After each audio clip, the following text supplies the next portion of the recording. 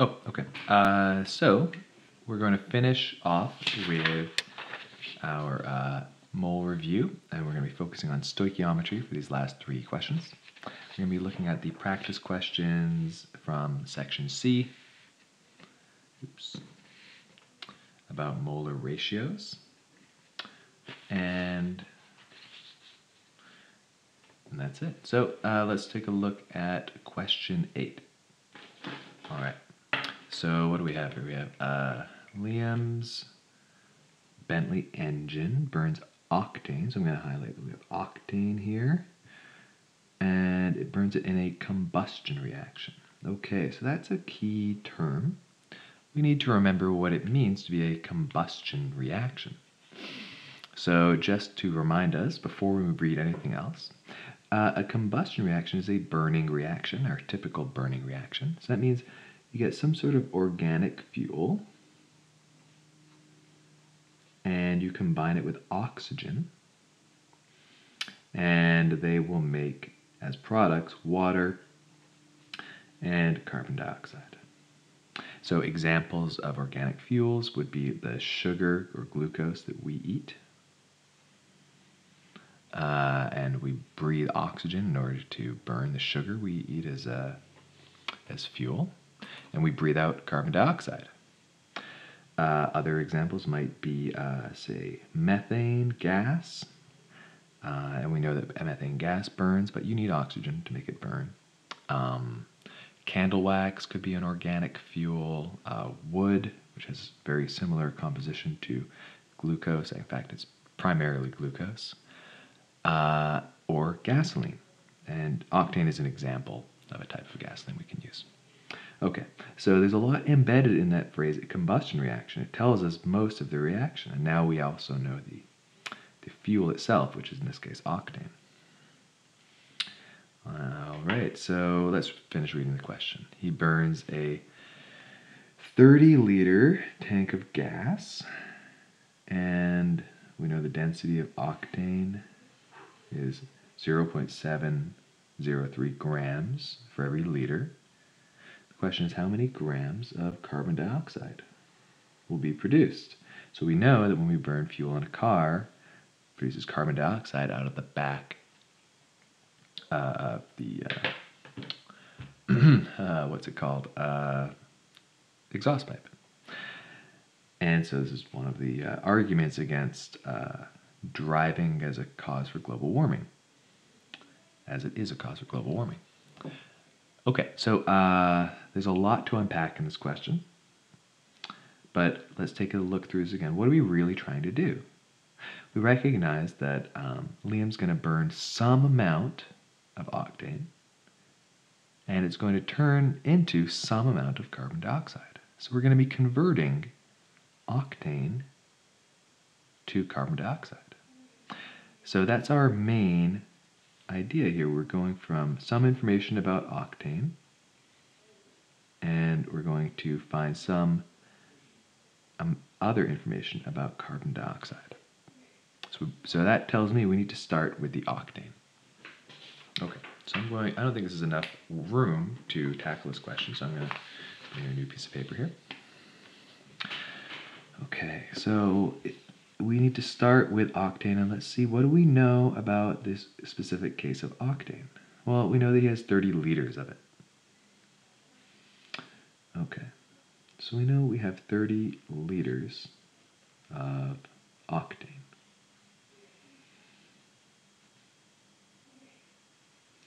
Okay.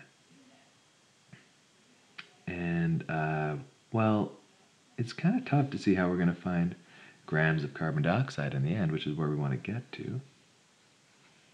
Some number of grams of carbon dioxide. That path, maybe we can't see that path clearly, but we do know that in general we want to turn whatever we're given into moles. That moles are the key. We need a mole bridge to take us from one place to the next. So maybe we can start by trying to figure out how many moles of octane Liam burned here. How many moles of octane are in 30 liters of gas? Okay, so do we have some way of turning liters into moles? Well, we do if we have a a gas at standard temperature and pressure. Now, that's confusing because this word gas can mean different things. When we're talking about fuel, actually is short for gasoline, which is confusingly a liquid at room temperature, not a gas. So we actually can't use the molar ratio of 22.4 liters for every mole of gas. But we can use the fact that we know that this gas has a density. So let's see that if we can convert it into mass, we can find out how much the mass of the fuel that Liam burned is. So I would want my liters to cancel out. So I put my 1 liter on the bottom here and say, okay, 0.703 grams. Okay, so my liters have canceled out, and I should be able to, with that calculation, figure out the mass of octane that Liam burned. Now, of course, that's not what we're asked either, but do we know a way to turn mass into some number of moles? Mass into moles. So let's look back at our conversion ratios and see, is there anything that allows us to go from mass to moles?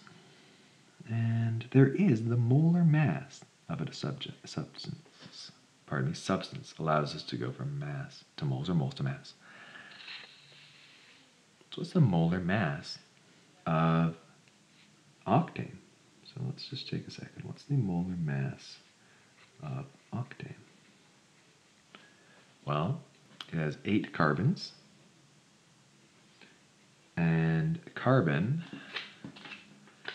has, let's just do the carbon first, 8, and the carbon has a molar mass of 12.0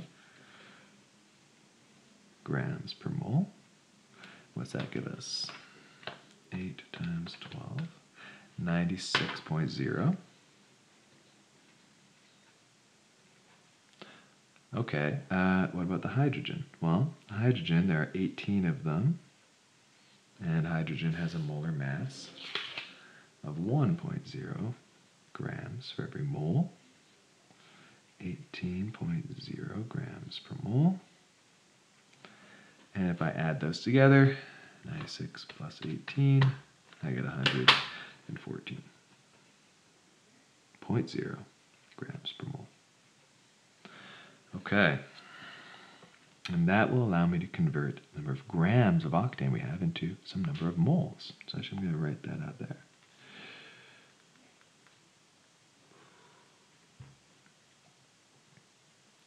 Okay, so I want the grams to cancel out. So I want the grams on the bottom. So I'm giving 114.0 grams.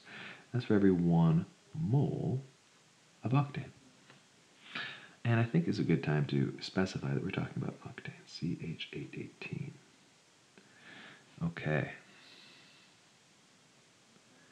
It looks like I might not have left enough space, so I think I'm going to rewrite this conversion. It's going to be a long one. 30 liters of C8H18. And I could say, okay, well, 0.703 grams of C8H18 is going to cancel with 1 liter of C8H18. And then I can say, well, 1 mole of carbon, 8 carbons and 18 hydrogens, cancels out with 114.0 grams C8H18. Okay, so that tells me how many moles of octane Liam will have burned. But we need to know about the carbon dioxide. Well, if you know how many moles of octane are burned, can you figure out how many moles of carbon dioxide are burned?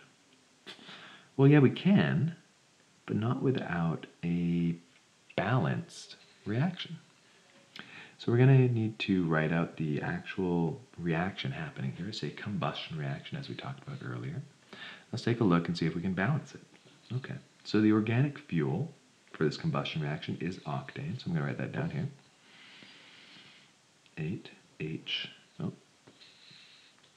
18. And that gets burned with some amount of oxygen. And when this combustion reaction occurs, we make some amount of carbon dioxide and some amount of water. All right, let's see if we can balance this. Well, the way that we want to balance, we're going to start with the things that show up the fewest number of times. So I can see carbon only shows up twice. So that tells me that this needs an 8 in front of it. So there's 8 carbons here, and there's 8 carbons here. How about hydrogens next? Maybe there's 18 hydrogens, but there's only 2 here. But if I put a 9 here, that tells me that I have 18 hydrogens. Now let's just make sure the oxygens are balanced. I have 2 oxygens here. I have 8 times 2, so I have 16 oxygens here, plus another 9. Oh man, okay. Let's just do that. 19, that's 25 oxygens. I'm just gonna write that out here. 16 oxygens, 9 oxygens, and together, it's 25. Okay, so, this would be balanced if I had 12.5 times this, so it'd be 25. But of course, you can't have a half in here, so that actually means we're going to multiply all of these by 2. So the actual balanced reaction is going to be 2C8H18 plus 25 O2s. That's going to give us 16 carbon dioxides and 18 H2Os. That happens sometimes with organic reactions, typically combustion reactions, where you have to do that tricky multiplication step. Okay, and now we have the molar ratios necessary for some stoichiometry for converting from moles of octane, to moles of carbon dioxide. It looks like there's roughly a 1:8 ratio of octane to carbon dioxide. For every 2 moles of octane combusted, that produces 16 moles of carbon dioxide. Okay, so that says if we want to convert moles of ethane, I don't know why I keep saying ethane, octane, to moles of carbon dioxide, I can say, well, I want moles of octane to cancel out, so I can say, well, for every 2 moles of octane, that's going to make 16 moles of carbon dioxide. All right. Now, it's all well and good. Now, were we asked for moles of carbon dioxide? Are we done? Let's look back at the question. The question wants to know how many grams of carbon dioxide, not how many moles. But we know how to convert from moles into grams. That's going to be using the molar mass of carbon dioxide. So let's take a second here. What about the molar mass of carbon dioxide? Well, let's look at the carbons. It's going to be 1 times 12.0 grams per mole. And the oxygens will be 2 times 16.0 grams per mole, which is 12.0 grams per mole, and 32.0 grams per mole. And overall, that gives us 44.0 grams per mole. Now, I don't advise you memorizing many molar masses, but I think maybe water and carbon dioxide are some useful ones to actually have memorized, because you're going to find you might do this calculation often if you pursue chemistry. All right, so we got the molar mass of carbon dioxide, so we should be able to do one last conversion and say I want to turn moles, so I'm going to put the moles on the bottom. 1 mole CO2 cancels with 44.0 grams CO2. And that'll give me some number, of grams CO2. Okay, so let's see what we got here. So I'm going to multiply all the numbers in the numerator first, and I'll divide by any numbers that are in the denominator. So I get 30 times 0.703 times 1 times 16 times 44. And then I'll divide by 114, and I'll also divide by 2. Okay, so that gives us 65.12 grams. I want to know how many sig figs that should be. And I look, I say, well, I get 3 here. These molar ratio actually count as infinity sig figs. So these don't reduce the number of sig figs at all. 4 here, 3 for the density. But actually, if we look at the original amount of fuel, we did not get a very precise amount of significance from that figure there. So actually that becomes 1 sig fig overall. That means this rounds to 70. 70 grams of carbon dioxide is produced. Oh, and let's just go back and make sure everything cancels out. Liters with liters of octane, grams of octane with grams of octane, moles of octane with moles of octane, moles of carbon dioxide with moles of carbon dioxide, leaving grams of carbon dioxide. Okay, we get 70 grams of carbon dioxide. All right, that's a pretty heavy question, so we should probably label that 8, question 8. And let's move on to question 9. All right, so the Haber process is a very famous reaction created by Fritz Haber, German national.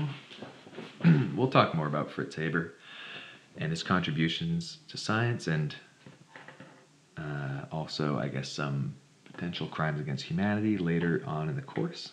So let's take a look here. We got the Haber process changes the nitrogen in the air into ammonia for fertilizer, and it's the world's most performed industrial chemical reaction. And the reaction looks like this. Nitrogen gas, and you combine it with some hydrogen gas, and using strong pressures and temperatures, you can push this reaction forward into ammonia. And this is an equilibrium reaction. We'll talk about what that means later on in the course. All right, and so we're asked to balance the reaction and figure out how much hydrogen gas we'll need. We want to produce 50 kilograms of ammonia. All right, so the first part sounds pretty easy. We are asked to balance the reaction. N2 plus H2 leads to NH3. All right, so let's start with nitrogen, say. Nitrogen, there's 2 here, there's 1 here, so I'll put a 2 in front of the nitrogen. How many hydrogens does that leave us? That leaves us 3 times 2, 6 hydrogens here. So we need 6 hydrogens. All right, and then we have, I think, a balanced reaction. 2 nitrogen, 6. So we're all balanced. Okay. And we know that we need to make 50 kilograms of ammonia. And the question is, how much hydrogen gas? So I'm going to highlight 50 grams of ammonium, and we want ammonia. We want to know how much hydrogen gas we'll need in liters.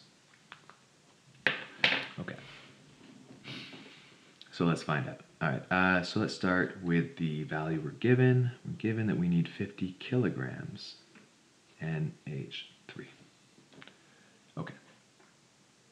And somehow I need to figure out how much hydrogen gas I would need for that. So I'm going to work towards there. To do that, we're going to have to convert what we have into moles and go over the mole bridge and find out something about hydrogen. All right.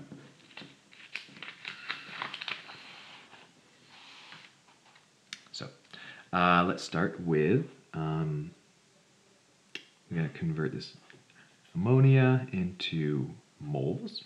So first, we need to convert kilograms into grams. So I know that 1,000 grams of NH3 is the same thing as 1 kilogram of NH3. So kilograms of ammonia cancel. And then I need to turn grams into moles. And we've done this enough to recognize that we've turned grams into moles. That's using the molar mass. So let's find the molar mass. of ammonia. To do that, we'll start with the nitrogen. I know that nitrogen has a molar mass of 1, so it'd be 1 times 14.0 grams per mole. That's 14.0 grams per mole. And hydrogen, there's 3 of them, and each one has 1.0 grams per mole molar mass. So overall, all the hydrogens become 3.0 grams per mole. And in total, we get 17.0 grams for every mole of ammonia. Okay. So if I want to convert 1,000 grams of ammonia into some number of moles, I know that I want 1 mole of ammonia up here, and my 17.0 grams of NH3 down here. So my grams of ammonia cancel out. Next, I now have moles of ammonia. I can now find out something about the moles of hydrogen necessary, because it looks like for every 3 moles of hydrogen that go into this reaction, 2 moles of ammonia come out. So I can say, well, I'm going to cancel out my moles of ammonia. So for every 2 moles of ammonia, 3 moles of hydrogen gas must be put into the reaction. And lastly, we're doing pretty well here, but we are asked to find out how much hydrogen gas, not in moles, but in liters. So because this is a gas, and we should probably assume STP, standard temperature and pressure, otherwise it wouldn't be a good way to answer this question, we'll use the fact that for any 1 mole of gas at standard temperature and pressure occupies 22.4 liters of space. So if I want to cancel out, for every 1 mole of hydrogen gas, it's going to occupy 22.4 liters at standard temperature and pressure, at least. Because you can always compress a gas into a smaller space, and so without any specification about that, we should probably assume that it's at a regular standard temperature and pressure. All right, and that cancels out. Moles of hydrogen and moles of ammonia cancel. And we've got liters of H2. Okay, so now we move to our calculator. We say, okay, calculator. I'll multiply all my numbers across, so 50 times 1,000 times 3 times 22.4 is about 3 million. I'm going to divide it by 2, and we're going to divide it by 17. And it's a lot of liters of gas. So I end up with 98,000. And okay, how many sig fig should I be relating this to? I get 3 from here, infinity, infinity, 3, infinity, but only 1 from the amount of kilograms. So actually I should just write this as 100,000 liters of H2. Done. Okay, last question. We're looking at the decomposition or hydrolysis of water, and that produces oxygen gas and nitrogen gas. So we got water producing oxygen and hydrogen. If we decompose 100 milliliters, and because the density of water is 1 to 1, we know it's 100 grams of water. We want to know how many grams of oxygen and how many grams of hydrogen will we produce.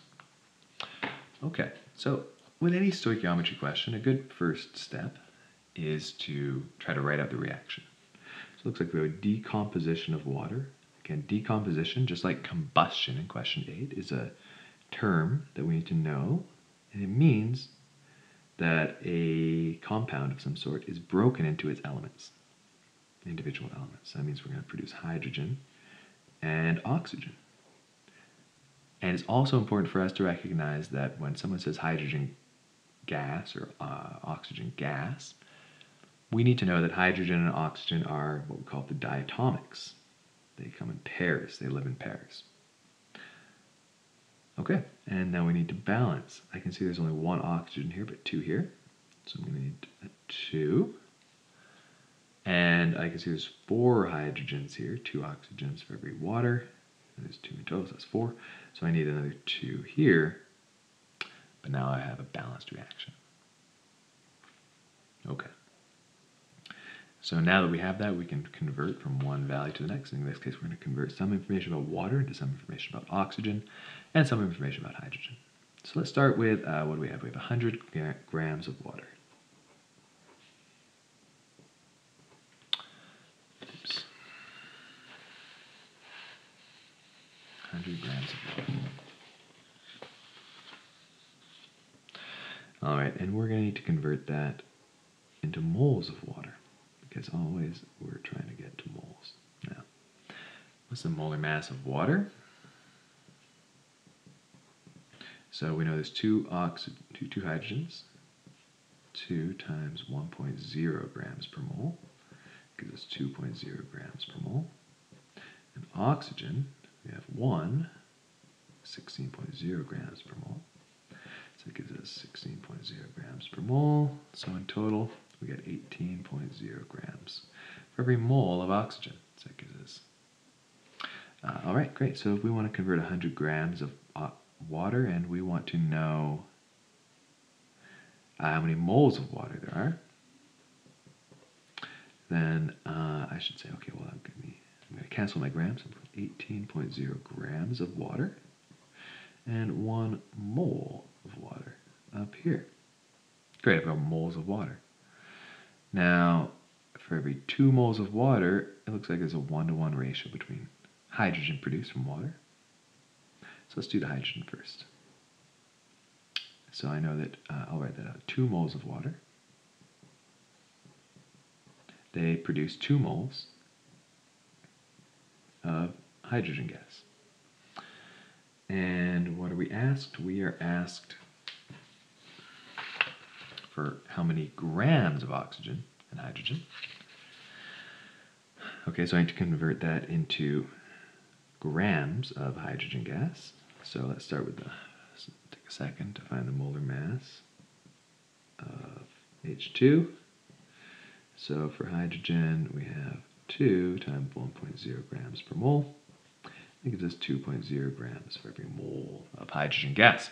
Okay, so that means I will put 2.0 grams of H2 up here. That matches 1 mole of H2 down here, and we have moles of H2 canceling out, moles of water canceling out, grams of water canceling out. Everything cancels out, and we get some number of grams of hydrogen gas. So let's find out how many. So we have 100 times 2 times 2 divided by 2 divided by 18. It tells me we have 11.111 grams of H2. But how many sig figs is that? Well, we're restricted. We only had 1 in the original question. So it means we get 1 in the answer. So it should give us about 10 grams of H2 in total to write sig figs. Okay, now for oxygen, there's very little that's different. At least we set up the same. 100 grams of H2O. I'll just fill in the first part, because we still need to find the number of moles of water before we do anything else. Now, here's where things get different, because it's not we're not converting into moles of hydrogen anymore. We're going to see for every 2 moles of water, we only make 1 mole of oxygen. So for 2 moles H2O, we make 1 mole of oxygen. And then lastly, we need to again turn that into the mass of oxygen. Okay, so the mass of oxygen, we need the molar mass. Okay, so molar mass of O2, that's going to be 2 times 16.0 grams for every mole, which means 32.0 grams per mole. Okay, so that means that we have 32.0 grams O2 for every 1 mole of O2. Let's just check, see if everything cancels out. Grams of water cancel, moles of water cancel, moles of oxygen cancel. So we're ending up with grams of oxygen. So we'll get a calculator now. 100 times 1 times 1 times 32. 3200 divided by 2 divided by 18. And we get 88.888, but we only have one sig fix. We're going to round that to 90 grams oxygen. And we can see we started with 100 grams, and we ended up with 10 grams of hydrogen and 90 grams of oxygen, thus demonstrating the conservation of mass principle. Okay, that's it. Please let me know if you have any questions about any of these. You can send me an email, or you can talk to me during Flex. And we'll see you in Malibu.